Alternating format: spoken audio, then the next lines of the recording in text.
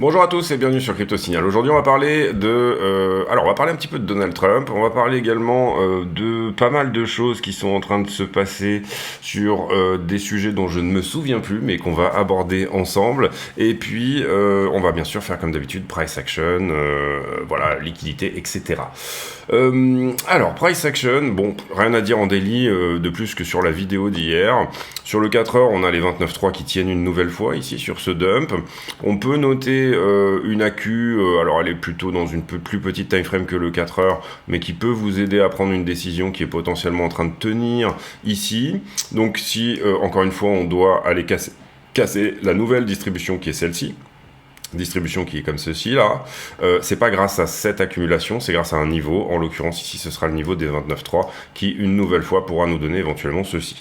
On reste dans le scénario ici pour moi d'une revisite de au-delà des 30 400 $, potentiellement 31 500, mais attention, on peut ici nécessairement être dans une descente en 5, dans un biseau, donc du coup ce qu'on veut pas c'est perdre cette AQ, ici par exemple aller revisiter ça une nouvelle fois et perdre cette AQ parce que ça sera le signal, potentiellement un début de signal en tout cas que eh bien on va à minima revisiter 29, d'accord. Quand on perd une AQ, en général soit on retrouve un point pivot sur la charte sur lequel on rebondit. Pour le moment on n'a pas grand chose sur lequel s'appuyer de ce côté là, puisque vous le voyez elle est toute neuve cette AQ, et du coup sinon on revient visiter tout simplement le point de départ de l'AQ, donc quelque part sous les 29.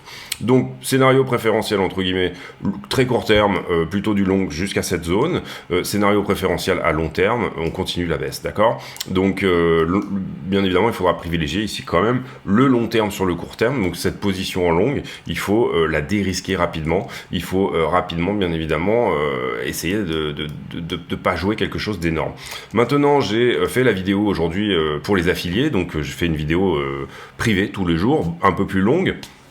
Désormais, je vais réduire la vidéo publique et je vais augmenter la vidéo affiliée, dans laquelle j'expliquais qu'il y avait un scénario, donc là on fait de l'Elliott, hein, sur lequel ça c'est une flat étendue tout simplement, et que en fait la correction elle s'est terminée ici. En Elliott tout est possible. En Elliott vous avez autant de scénarios que d'Elliotistes, c'est pour ça que Elliott n'est pas un système de prévision des prix. Si vous suivez des channels qui vont essayer de prédire les prix avec Elliott, ils vont forcément à un moment donné se tromper parce que c'est pas le bon outil, d'accord. Elliott c'est un outil de prise de profit. Et comme je le dis souvent, on ne se lave pas les dents avec une pelle parce que c'est con, il faut utiliser les bons outils pour les bonnes choses, encore une fois. Donc pour l'instant, nous on reste dans le scénario d'une 5-3-5, c'est-à-dire quelque chose en 5 ici, quelque chose en 3 ici qui soit est terminé, soit va se terminer là, et va nous donner une nouvelle 5 pour une descente supplémentaire, c'est-à-dire ce qui est le plus commun, une zigzag pour descendre, ok. Maintenant, il existe un scénario où il est possible que ceci... Hop, autant pour moi, on va y arriver. Que ceci, pour faire du Elliott à nouveau, hein, et pour redire, alors moi je fais du Elliott, c'est un peu simplifié, hein, mais que ceci soit une flat étendue, et que du coup on ait trouvé bottom ici. Et donc du coup, si jamais vous jouez ne serait-ce que le petit retracement qui est ici, n'hésitez pas à laisser un petit runner courir un peu plus haut pour éventuellement une correction plus importante, correction ou un changement de tendance tout simplement. Voilà, je pense qu'on a fait le daily, on va pas aller aux 5 minutes, on ira en fin de vidéo probablement. Ethereum BTC qui est un peu à la souffrance mais qui tient toujours l'accumulation précédente, hein, qui en fait est maintenant dorénavant légèrement comme ceci. Bon, attention, si on perd ça, on va beaucoup plus bas sur Ethereum contre BTC. Pour le moment, sur le rebond, Ethereum se reprend moins que Bitcoin, d'accord. On a ce sentiment qu'il nous a fait ce petit hop, mais on n'a pas grand-chose. Moi, je suis étonné quand même que sur Ethereum, on ait cette accumulation de shorters qui ne soit jamais corrigée. Voilà, je trouve ça étonnant. Alors, soit soit c'est tout simplement que Ethereum a un momentum extrêmement baissier et que effectivement il s'en sort très mal en ce moment par rapport à Bitcoin, ce qui est tout à fait possible. On voit qu'ici moi j'aurais bien attaqué ici ce point pivot là, hein, c'est-à-dire les 1940. Maintenant le but d'un marché c'est de vous décourager à un moment donné, donc du coup et ensuite finalement de donner le scénario que vous attendiez. Donc on est patient, on est persévérant, on continue dans cette idée là que Ethereum va à un moment donné venir chercher quelque chose dans cette structure, ce qu'il n'a pour le moment jamais fait comparé à Bitcoin qui est déjà revenu quasiment dans cette zone-là, en fait, finalement, d'accord. Donc pour le moment, Ethereum ne veut pas le faire. Et ben on attend, on reste en position. Est-ce qu'on augmente sa position sous la structure? La réponse est pour moi oui. C'est-à-dire que là j'ai un ordre qui attend pour consolider encore plus cette position. D'abord me protéger d'une éventuelle liquidation, mais en plus consolider encore plus cette position. Malheureusement, cet ordre pourrait souffrir sur la descente, mais c'est pour ça que vous voyez qu'on fait des entrées en position avec des tout petits montants, entrées qu'on dérisque assez vite. Moi personnellement sur cette entrée là, en fait c'était cette entrée là d'ailleurs, je suis rentré à 1807 je suis rentré sur ce pic là, et bien j'ai dérisqué tout de suite 50% de la position et je l'ai fait dans une très bonne zone, puisque en fait on était à un plus 2% sur Ether, donc du coup, en fait, finalement, j'ai payé mon trade. Vous comprenez ici que le capital que j'avais investi sur cette histoire-là, ici autour des 2%, au-dessus de mon point d'entrée, donc on était plutôt par ici, pardon. Ici. Donc par ici, j'ai dérisqué complètement ma position. Ça veut dire que même si on va à la liquidation ici, j'aurais pas perdu d'argent. Mais je vais quand même me protéger d'une liquidation, parce que je crois pas mal dans ce scénario d'un Ethereum qui reprend potentiellement les 1940 et éventuellement 2000 et voire 2500 $. Donc j'ai ici des targets qui sont conséquentes sur cette histoire-là. Et voilà. On va pas faire stablecoin dominance aujourd'hui. Total 3, alors j'ai eu plus ou moins des infos sur cette espèce de glitch qu'on avait vu hier, c'est-à-dire cette augmentation incroyable de la market cap du Total 3, donc des alts. Apparemment, ça serait TradingView qui, donc malheureusement, on peut pas prendre en compte, il faut qu'on considère qu'on est toujours là-dedans, parce que je vois pas comment on peut faire sinon, ça nous fausse un peu toutes les charts, ça nous fausse la stablecoin dominance, ça nous fausse la Bitcoin dominance, parce que vous voyez que ce glitch, vous le retrouvez un petit peu partout pour les aficionados. Ici dans la DeFi, d'un coup on a pris plus 4 milliards. Ici quand je regarde la stablecoin dominance, d'un coup elle a perdu tout ceci, alors que en fait finalement vous comprenez que si je me mets en 15 minutes, il y a un gap, il y a quelque chose qui va pas. En une minute, c'est pas possible que la stablecoin dominance corrige de temps ou etc. Et effectivement, il apparaît que TradingView aurait répondu donc à Benjamin Cohen qui avait posé la question, un petit peu comme moi je l'avais fait sur Twitter également, qui avait posé la question et qu'effectivement TradingView lui a dit effectivement on a eu de la nouvelle data, il y a eu des market cap qui se sont mises à jour et en fait on a fait une espèce de grosse mise à jour de market cap et donc du coup ça a modifié tous les totaux. Donc ça fait un peu chier que TradingView ait pas acquis cette data avant. Et pour l'instant ça nous fausse du coup pas mal de charts et ça c'est vraiment dommage. Voilà, on a passé ici sur le technique. Vous voyez que, en l'occurrence, on a fait le point sur, vous le voyez ici, la Bitcoin dominance qui perd de 50,42 elle perd, c'est énorme. Le gap ici est énorme sur absolument tout ce qu'on regarde. Vous voyez ici le même gap sur la stablecoin dominance. Vous voyez que même sur la market cap totale, il y a un gros gap ici qui correspond encore une fois également à peu près 17 milliards, et sur le Total 3, 17 milliards de plus, c'est énorme. Donc, est-ce qu'on peut considérer que c'est un breakout ici, ou alors est-ce qu'on a de la data faussée depuis pas mal de temps? C'est ça un petit peu le souci de cette mise à jour qui nous embête un petit peu. Bon, puisqu'on n'a pas eu de mouvement sur les marchés, vous comprenez ici que dans ce que j'ai dit sur le Discord d'hier, c'est que 17 milliards, ça correspond à peu près à 2 fois la market cap de Cardano.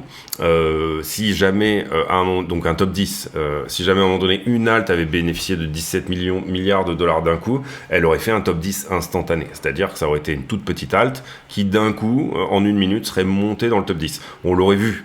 Donc voilà, s'il y avait vraiment une sur le taux, puisqu'on a vu le Total 3 augmenter, la stablecoin dominance baisser, etc. Donc on peut se dire, tiens, c'est bizarre, ça veut dire qu'il y a des achats sur des exchanges qui n'ont pas été mis à jour, tout simplement. Il y a quand même quelque chose de bizarre dans ce glitch, encore une nouvelle fois. On attendra si TradingView nous dit un peu plus là-dessus, puisque là, leur réponse est quand même relativement évasive. Allez, on va faire les news. J'en profite pour vous dire de mettre un like, ne pas hésiter à venir nous rejoindre sur le Discord. Encore une fois, il y a une section privée sur le Discord dans laquelle je fais des vidéos tous les jours qui sont beaucoup plus détaillées. On va ici essayer de garder les vidéos du jour autour d'une vingtaine de minutes. Trump qui fait à nouveau fait face à une procédure d'indictment en Géorgie. Attention, parce que celle-ci, elle a l'air un peu plus coriace que toutes les autres. Donc Donald Trump ici est un petit peu mal sur cette histoire. À nouveau, des charges contre lui qui sont de l'ordre d'avoir un petit peu mitonné les élections, etc. Toutes ces choses-là. Donc encore un nouveau FUD sur Trump. C'est pas le premier et c'est pas le dernier. Ici, on passe là-dessus, pas tellement intéressant. Ici, on passe là-dessus également. Ici, alors Michael Burry. Michael Burry, c'est The Big Short. Vous avez peut-être vu le film. C'est celui qui avait shorté tout simplement les banques principalement, mais surtout tous les ETF sur l'immobilier au moment de la crise immobilière de 2008. Donc il est devenu extrêmement riche à ce moment-là, bien évidemment. Il gère maintenant un fonds d'investissement qui s'appelle Scion Investment ou quelque chose comme ça. Et là, il a ouvert 1,6 milliard d'options et de shorts sur le S&P et le Nasdaq. Position à 700 millions sur le S&P, je crois, et 500 millions sur le Nasdaq. Donc c'est intéressant. C'est quelqu'un qui a vraiment eu tout faux depuis 2020. Il a vraiment eu tout faux. Mais c'est intéressant de voir ces moves un petit peu qui peuvent également donner des narrations sur le marché. Donc moi personnellement je suis plutôt bullish pour S&P par rapport à cette news parce que j'aime pas spécialement Michael Burry, enfin en tout cas tous les calls qu'il a donnés je trouve ces derniers temps sont vraiment assez minables et il a d'ailleurs dû se faire défoncer pas mal. Maintenant c'est une très grosse position, 1,6 milliard, c'est une très grosse position que peut-être il va pouvoir défendre par le futur. Je crois qu'il en est à 93% de son portfolio désormais qui est en short. Ça augmente énormément son portfolio qui au départ il était sorti en fait, plus ou moins il en a eu marre de shorter à un moment et il était sorti, il a dit ok j'attends de voir ce qui se passe et puis je short au moment où je vois ce qui se passe. On voit qu'il y a une belle correction sur le S&P dernièrement, donc là il est re-rentré short assez fortement. Je crois, si je me trompe pas, que 1,6 milliard ça correspond quand même pas énormément de son portefeuille. Il me semble qu'il a beaucoup plus en portefeuille. Je suis pas tout à fait sûr de ce que j'avance ici, mais je pense que par rapport à ses assets under management, donc tout ce que ce fonds d'investissement-là gère, je pense qu'on est en dessous des 5%. Donc ça reste quand même une position qui n'est pas énorme, voilà. Par rapport à tout ce qu'il a en portefeuille, puisqu'il gère l'asset des gens, d'accord, les OPM, Other People Money. Ici, le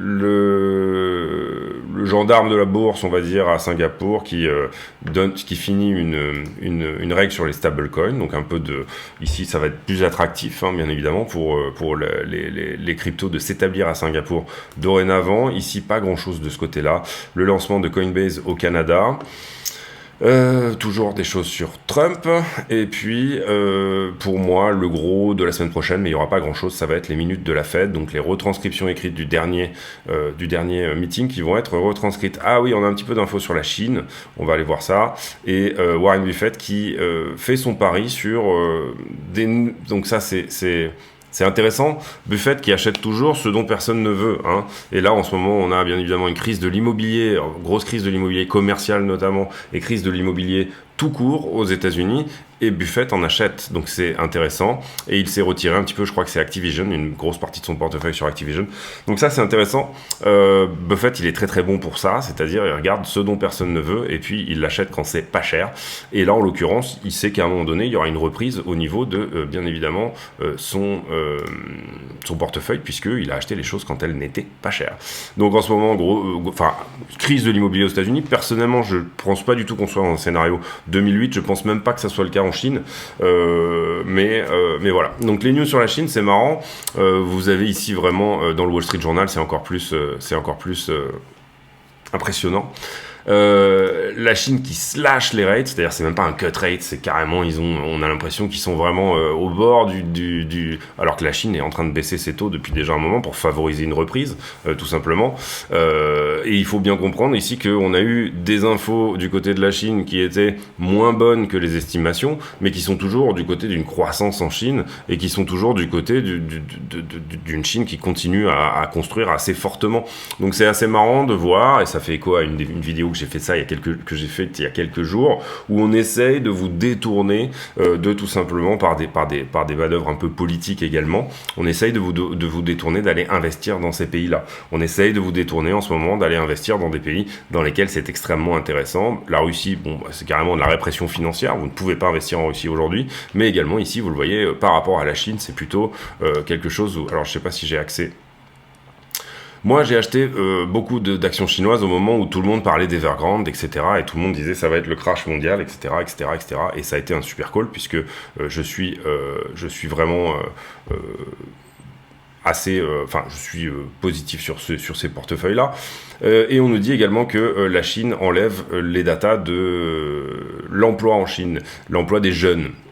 Donc du coup, ça c'est intéressant également, c'est-à-dire que oui, effectivement, il y a un problème en Chine, c'est qu'il commence à y avoir un petit peu des jeunes qui veulent plus trop travailler dans les usines, et donc du coup, on a effectivement ce problème de main-d'œuvre, entre guillemets. Est-ce que la Chine va devoir importer une main-d'œuvre, ou est-ce qu'elle va devoir remettre sa jeunesse au travail? Voilà, c'est une question qu'on peut se poser. En tout cas, dans un pays très industriel, il y a un moment donné où l'effet niveau de vie fait que vous avez envie de faire des études, etc., et que c'est normal que la Chine amorce un petit peu cette idée de déjà servir son propre marché. Si déjà la Chine avait une explosion comme on a eu nous dans les années on va dire 50 jusqu'à 70, eh bien, du coup, voilà, il se passerait des tas de choses puisque son propre marché intérieur représente une demande qui est colossale. Maintenant, problème démographique quand même en Chine et problème également de peut-être surindustrialisation.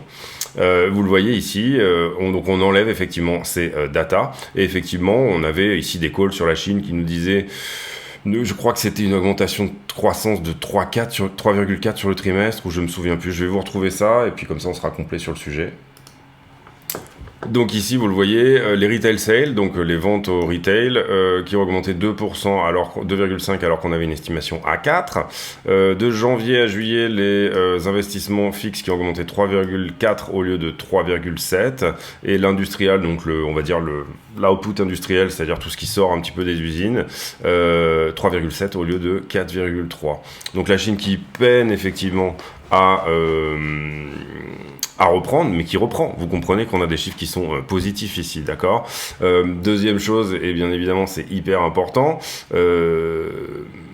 si la Chine ne repart pas, le monde ne repart pas. La Chine est aujourd'hui la deuxième économie du monde, donc c'est relativement évident qu'on a besoin tout simplement de cette croissance chinoise pour repartir, parce que ça va nous permettre derrière d'avoir des jolis jouets pour nos gamins, des jolies chaussures, tout ce que vous voulez.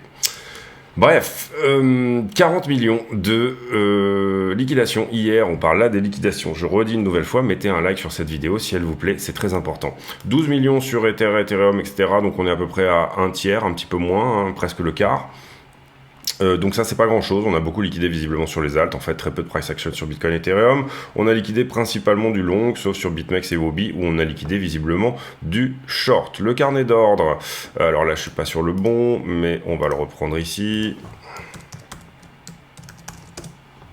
Comme ceci. On va s'écarter un petit peu. Eh bien, le carnet d'ordre, vous voyez qu'on a des premiers ordres ici à 28,9 en haut et on a on a des ordres qui sont faxés à l'achat à peu près autour des 29,3. Donc on a ici 97 Bitcoin. Et puis derrière, c'est pas énorme. On n'a pas grand chose sur le carnet d'ordre quand même. Ici à la vente, une centaine de Bitcoin à 29,8. Ça commence à 30 000 où on a 186 Bitcoin. Mais bon, à chaque fois, ces ordres sont pas nécessairement énormes.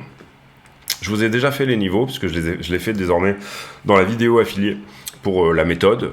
Donc voilà, je vous ai déjà fait les niveaux. On a pris tous les niveaux d'hier, je vous le dis, en tout cas sur du, on avait des niveaux ici, ici et là, et du coup, non, je suis plus par là et par là, mais les deux ont été pris.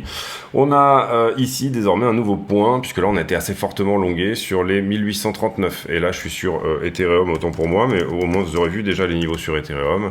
Et on va faire les niveaux sur Bitcoin. Faites une capture d'écran si ça vous intéresse.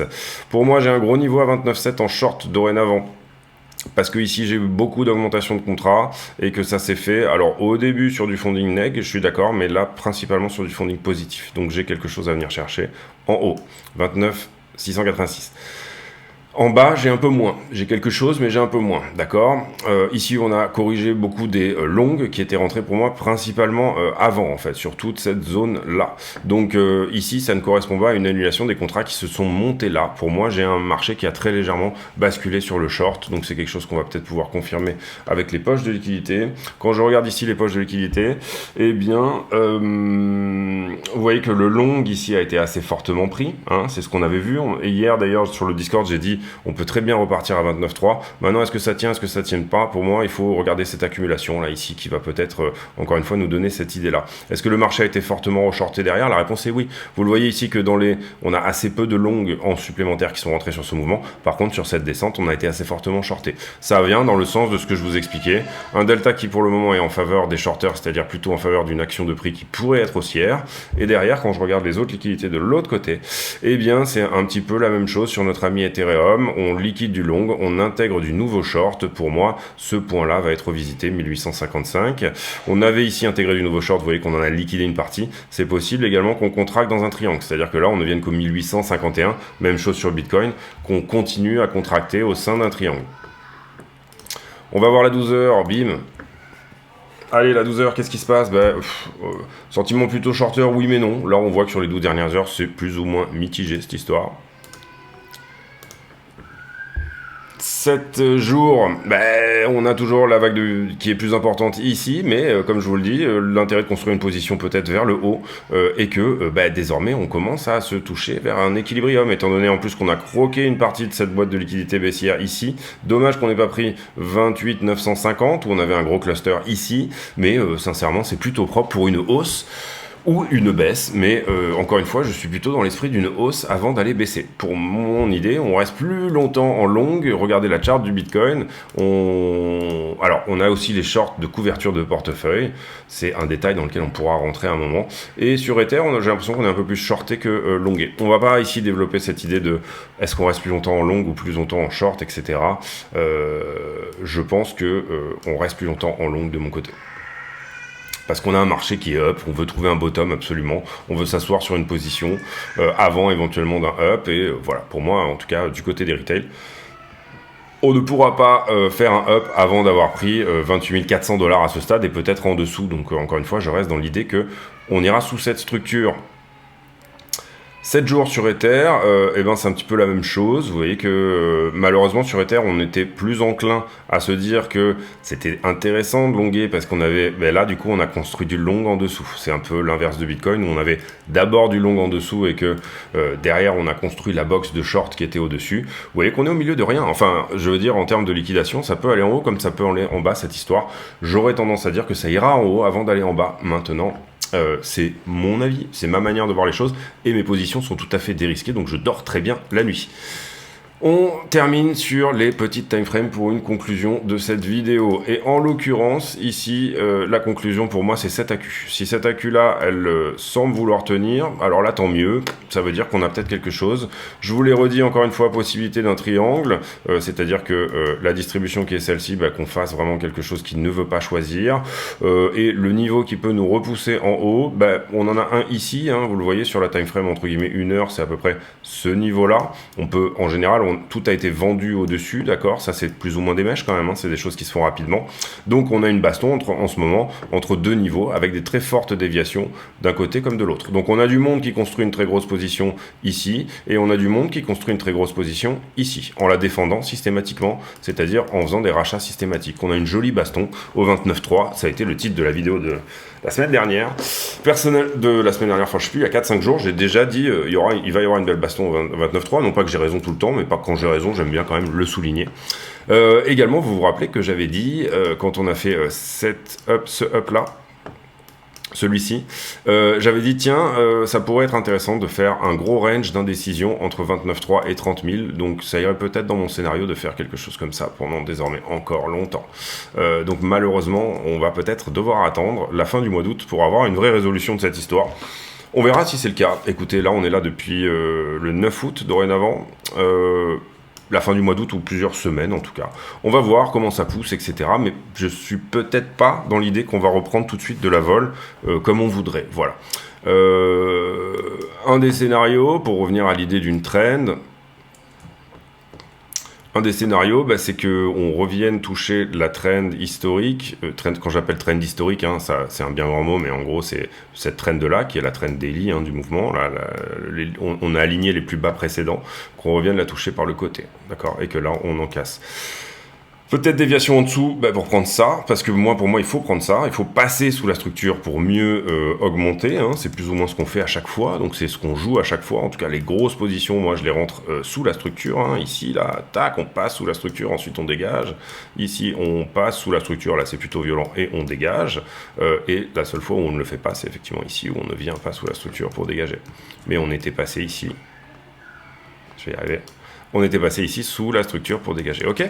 Donc les grosses positions, elles doivent se construire sous les structures. En tout cas, si vous voulez longuer, il faut longuer en bas de quelque chose. Si vous voulez shorter, il faut shorter en haut de quelque chose. C'est l'idée, surtout si vous entrez comme moi, avec des 2, 3, 4, 5, 10%, au fur et à mesure, vous construisez une position qui vous semble être de plus en plus sûre. Et vous vous dérisquez assez rapidement si vous sentez que vous n'êtes pas nécessairement pile au bon endroit au bon moment. Voilà, j'ai terminé cette vidéo, j'espère qu'elle vous a plu. Si c'est le cas, n'hésitez pas à venir le dire, n'hésitez pas à mettre un like également. Pour moi, ça devrait monter au-delà des 34 pour ensuite redescendre, mais je peux tout à fait me tromper. C'est-à-dire que c'est ici vraiment un scénario entre guillemets bipolaire. C'est pour ça que j'ai encore des shorts qui courent et qui potentiellement vont venir chercher des targets plus bas. Certes, ce sont des runners. Pour l'instant, j'essaye plutôt de construire une position longue pour entre guillemets un retournement de liquidité. Je ne pense pas que ça sera le retournement ultime, c'est-à-dire je pense que derrière on viendra prendre cette boîte quoi qu'il arrive, parce qu'à un moment donné les gens qui ont l'argent et qui défendent ici au 29.3, eh ben ils auront distribué ici, donc il n'y aura plus rien pour protéger, d'accord? Donc voilà, je le vois comme ça et je le joue comme ça. J'ai pour habitude en fin de vidéo de poser une question à la con, c'est-à-dire une question qui n'a rien à voir avec le prix du Bitcoin mais qui nous permet de converser de choses et d'autres. Aujourd'hui la question elle aura lieu et elle sera sur tiens, allez, j'ai peut-être déjà posé aussi celle-là. J'ai vraiment des questions complètement débiles en ce moment. Allez, on va dire souris sans fil ou souris avec fil. Est-ce que vous êtes plutôt... Ou alors trackpad, hein, tout simplement aussi, ça peut être le cas. Question à la con, c'est la seule que j'ai trouvée comme ça au pied levé. On se retrouve demain pour une nouvelle vidéo. D'ici là, portez-vous bien. Et demain, je pars en vacances. Donc il y aura vidéo le matin, mais je pars en vacances en fin de journée. Donc du coup, attention, pas de vidéo probablement, ou peut-être une petite comme ça, soit sur le téléphone, soit sur l'ordi portable. Une petite entre le... Donc je pars jusqu'au 23 compris. Donc probablement pas de vidéo entre le 16 et le 24, mais j'essaierai d'en faire une au milieu si jamais il se passe vraiment quelque chose. De toute façon, je resterai sur le Discord pour éventuellement poster des analyses, des choses comme ça. J'ai toujours le portable, donc j'ai toujours la webcam, un peu comme l'an dernier où j'avais fait des vidéos un peu dégueulasses avec un son et une vidéo dégueulasse et que c'était un peu compliqué de me balader. C'est beaucoup moins chouette que le setup que j'ai là, mais c'est comme ça, on fait avec. Je vous souhaite à tous une très bonne journée, on se retrouve demain, à très bientôt, ciao.